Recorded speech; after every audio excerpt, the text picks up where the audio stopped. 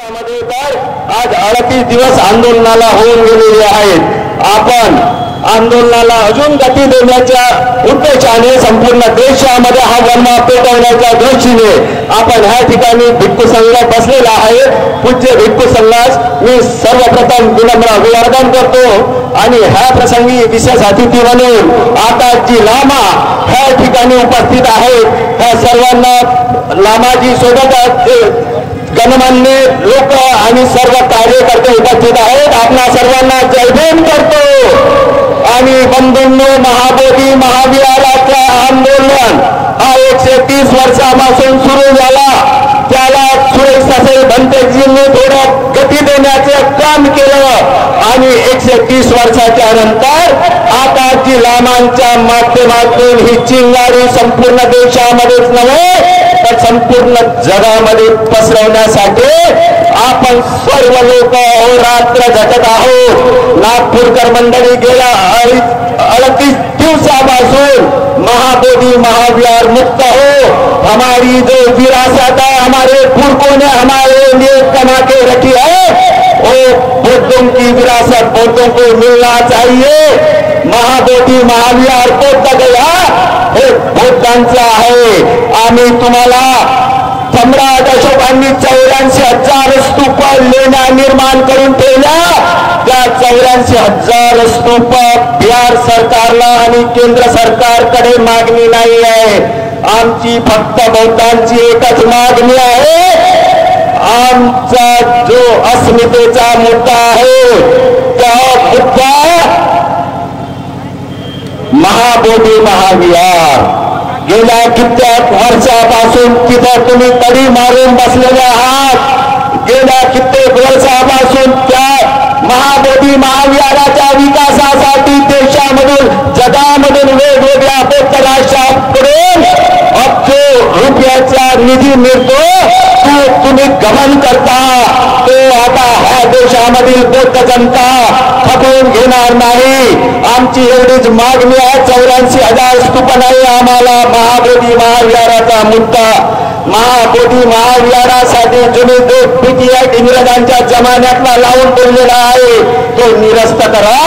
1950च्या नंतर ह्या देशाला संविधान लागू झालं, पीटीआय निरस्त ऑटोमॅटिक झालं असतं, परंतु तुम्ही मात्र षडयंत्र रचून बौद्धांचा जो काही हक्क आहे तो हक्क हिरावून घेतलेला आहात। तो आम्ही आता ह्या देशातली आणि जगातली बौद्ध जनता मान्य करणार नाही। तुम्ही लवकरात लवकर आमचा अंत न पाहता, सुप्रीम कोर्टाची वाट न पाहता तुम्ही ज्या पद्धतीने राम जन्मभूमीचा मुद्दा लोकांच्या भावनेचा मुद्दा करून सुप्रीम कोर्टामधून सोडवला, त्याच पद्धतीने हा बौद्धांचा जो एकमेव मुद्दा आहे महाबोधी महाविहाराचा तो लवकरात लवकर तुम्ही पारित करून बौद्धांच्या भावनेची कदर करा असा मी बिहार सरकार आणि केंद्र सरकारला आज हा महानगर नागपूर महानगरामध्ये जो आंदोलन होऊ घातलेलं आहे, सभा होऊ घातलेली आहे, त्या सभेच्या माध्यमातून तुम्हाला एक विनंती वजा एक चेतावणी देतो की आता आमच्या युवकांचा आमच्या वृद्धांचा तुम्ही अंत न पाहता लवकरात लवकर हा मुद्दा पारित करावा। इसके बाद मैं आमंत्रित करना चाहूंगा भारतीय बौद्ध महासभा के ट्रस्टी चेयरमैन चंद्रबोधी पाटिल जी, जो शुरू से ही इस आंदोलन के साथ जुड़े हुए हैं और देश भर में जगह जगह इस आंदोलन को मजबूत कराने के लिए भारतीय बौद्ध महासभा की टीम लगातार संघर्ष कर रही है, लगी हुई है। तो मैं चाहूंगा कि चंद्रबोधी पाटिल जी इस मौके पर अपने विचार रखें। इसके बाद में समता सैनिक दल के सुनील सारीपुत्र जी भी अपने विचार रखेंगे, तो वो भी तैयार रहें।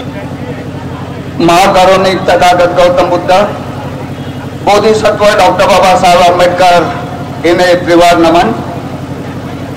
ऑल इंडिया बुद्धिस्ट फोरम जिसके महासचिव माननीय आकाश लामा जी आज विशेषतः इस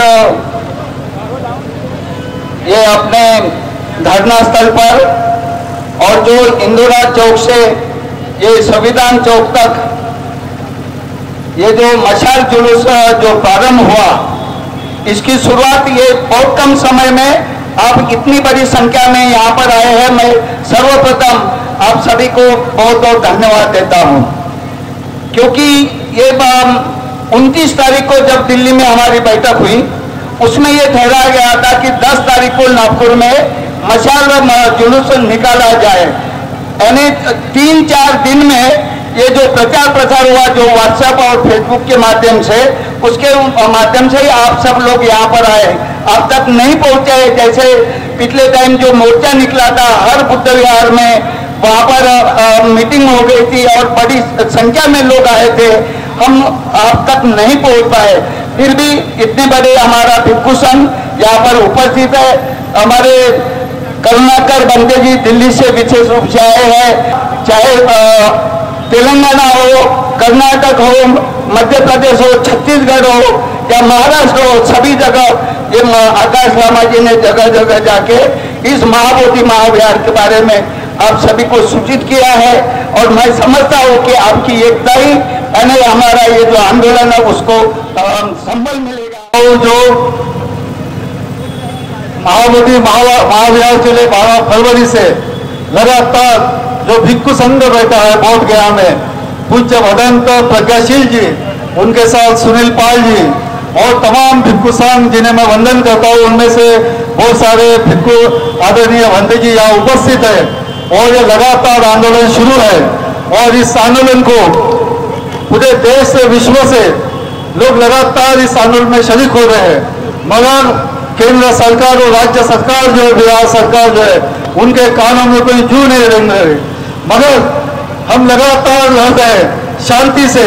आज ये पहला मार्च है, शांति मार्च है, मगर मशाल के साथ है।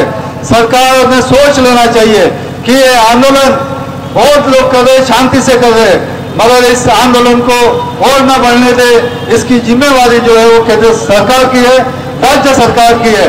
और तमाम बौद्ध जो है लगातार इस आंदोलन में कम समय में शिरकत कर रहे हैं। मैं आप सभी लोगों का अभिनंदन करता हूँ और ये आंदोलन लगातार जारी रहेगा।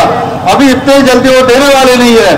सुप्रीम कोर्ट में भी लड़ाई जारी है और ऐसे वक्त हम तमाम बौद्धों का कर्तव्य है कि हम आकाश लामा जी और आदरणीय भिक्षु संघ जो है उनके साथ लगातार खड़े रहेंगे।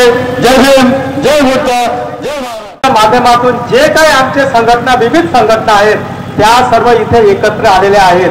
मग ती भारतीय बौद्ध महासभा असो, राष्ट्रीय बौद्ध महासभा असो किंवा समता सैनिक दल असो, अशा अनेक विभिन्न ज्या संघटना आहेत त्या संघटनांना एकत्र आणण्याचे काम जे केलं असेल तर ते महाबोधी आंदोलनाने केलेलं आहे।